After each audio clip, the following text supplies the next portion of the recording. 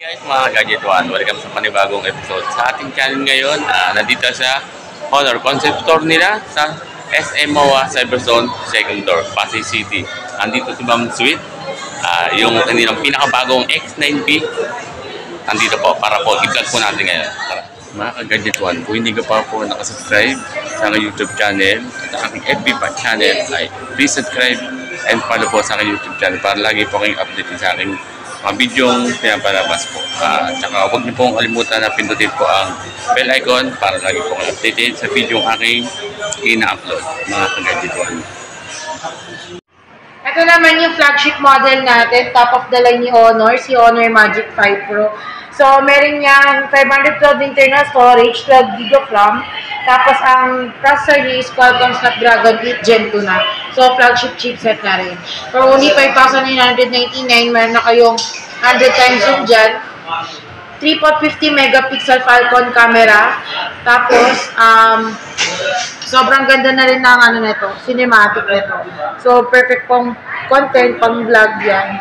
And meron siyang wireless charging, 50 watts for wireless charging and 66 watts for wired charging. Tapos ano naman na siya, 512 internal storage. Kaya po mga Gadget One, si Honor Magic 5 Pro, naka 5G na po yan. Ayan po siya. Ayan mga Gadget One. Ito po yung pinaka top of the line flagship po ni Honor. Ayan po mga Gadget One.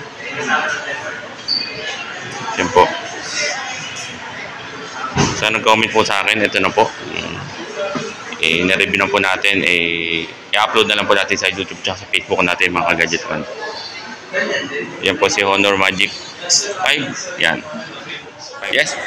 Hi vlog! Ito yung Honor X9B natin. So ito, yung bagong release natin noong January 20 lang siya nilabas. So naka 12 GB of RAM na siya, plus addition 7 GB of RAM, total of 20 GB of RAM of storage. Tapos meron siya 256 internal storage na. For only 6,999, naka all angle ultra tough na smartphone. Front screen, gilid, kanto, likod, matibay na sa kanya lahat. And ang processor nito is Qualcomm Snapdragon 6 Gen 1. And Qualcomm Snapdragon 6 Gen 1 na siya. 256 of storage and 120 Hz refresh rate. So, good for gaming na rin and image processing po. Tapos, ang camera nito is 108 megapixel sa back camera. And front camera niya is naka 16 megapixel. Napakaganda nga niya. Napakalinaw po. Yes. Meron na rin siya multi-video function and syempre meron na rin tayong macro, high-res, tsaka HDR photo and video. May slow-mo function na rin siya. Okay. Yan, pagdating naman sa batteries, meron itong 5,800 mAh of battery. So, good for 3 days battery life. And, forgot to mention nga pala naka-AMOLED screen na po. Naka-AMOLED na rin siya. Yes, AMOLED screen and curved display. Naka-curved na siya, di ba? Yes. Curved display na siya. Mga Gadget One, naka-curved na siya. Nakita ang durability na to. So, matibay talaga siya. And meron din tong IP rating na kung saan water and dust resistant na rin siya. So, if ever na accidental madrop siya sa tubig, up to 15 seconds, safe pa rin yung phone nito. Okay.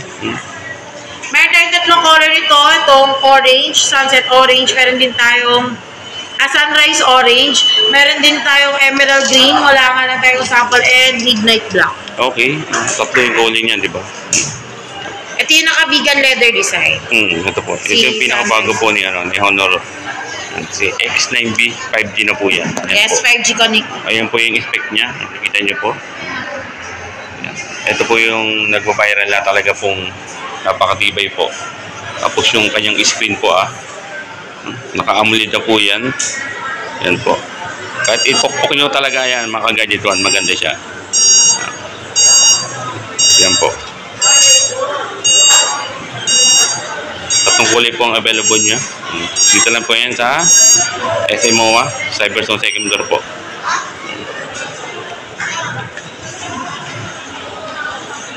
Ito naman si Honor 95G na Qualcomm Snapdragon 7 Gen 1 na yung processor nito.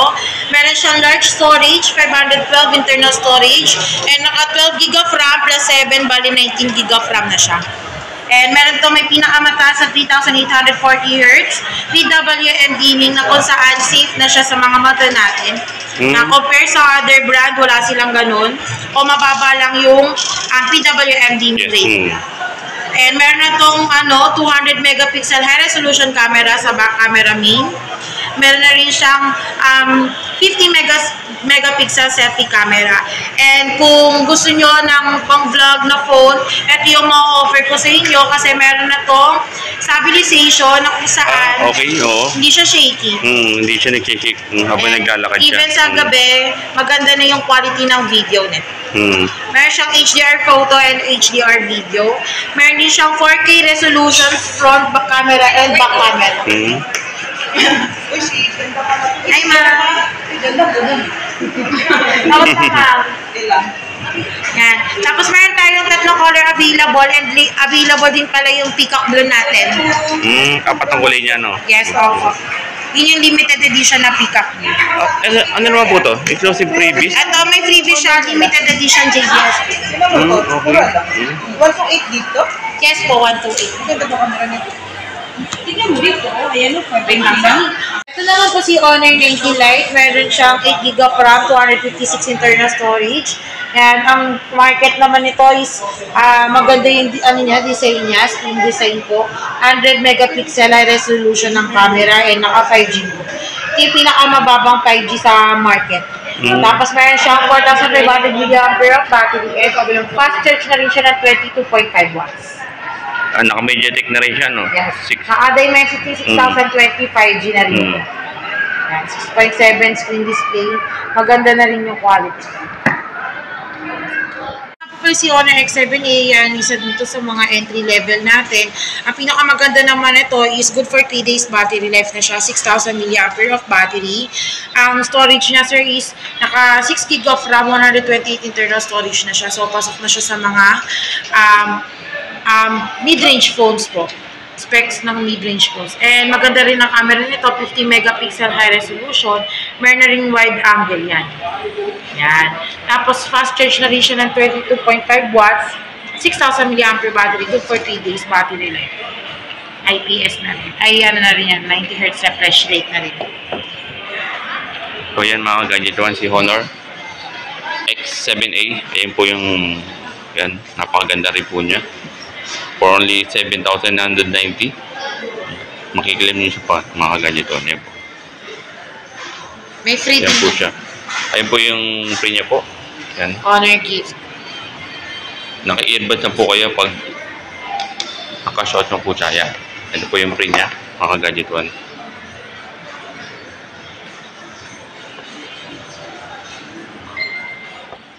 Itong X5 Plus naman po, mga gadget one. Yan, ito ang isa sa entry level po ni Honor. Yan. Sa camera niya, naka 50 megapixel lang po siya. Plus 2 megapixel. Tsaka sa selfie po niya ay 5 megapixel din po. Yan. Naka Mediatek G36. 4GB RAM at 64 internal storage po niya. 22.5 watts fast charger. Yan po. Ito po yung color available po niya. Mga ka-gadget one.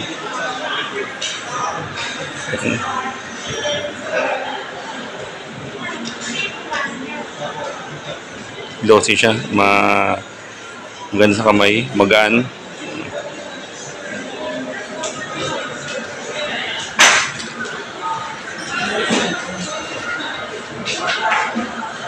Tapos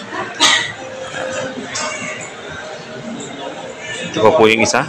Yan, si Honor X6A. Yan. Sa halagang 6,990.